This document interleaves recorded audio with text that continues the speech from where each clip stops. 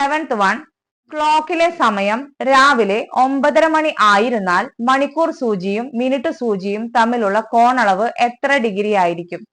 Option A 100, option B 107.5, option C 102.5, option D 105.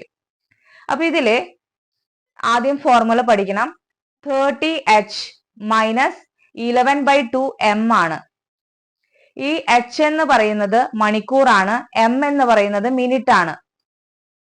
അപ്പൊ ഇവിടെ നമുക്ക് തന്നിരിക്കുന്നത് 9:30 മണി, അതായത് 9:30 ആണ് തന്നിരിക്കുന്നത്. അപ്പൊ ഇവിടെ h എന്ന് പറയുന്നത് 9ഉം m എന്ന് പറയുന്നത് 30 ആണ്. h മണിക്കൂർ, അതായത് 9 മണിക്കൂറും മിനിറ്റ് എന്ന് പറയുന്നത് 30 ആണ്.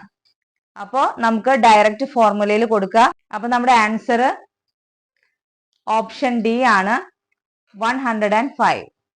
8th വൺ, ചുവടെ 2 സൂത്രവാക്യങ്ങൾ നൽകിയിട്ടുണ്ട്. സൂത്രവാക്യം 1, ഭിന്നസംഖ്യകളുടെ HCF = അംശങ്ങളുടെ HCF by ഛേദങ്ങളുടെ LCM. സൂത്രവാക്യം 2, ഭിന്നസംഖ്യകളുടെ LCM = അംശങ്ങളുടെ LCM by ഛേദങ്ങളുടെ HCF. എങ്കിൽ താഴെ കൊടുത്തിരിക്കുന്നവയിൽ ശരിയായത് ഏത്?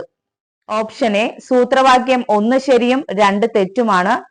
ഓപ്ഷൻ ബി, സൂത്രവാക്യം 1ഉം 2ഉം ശരിയാണ്.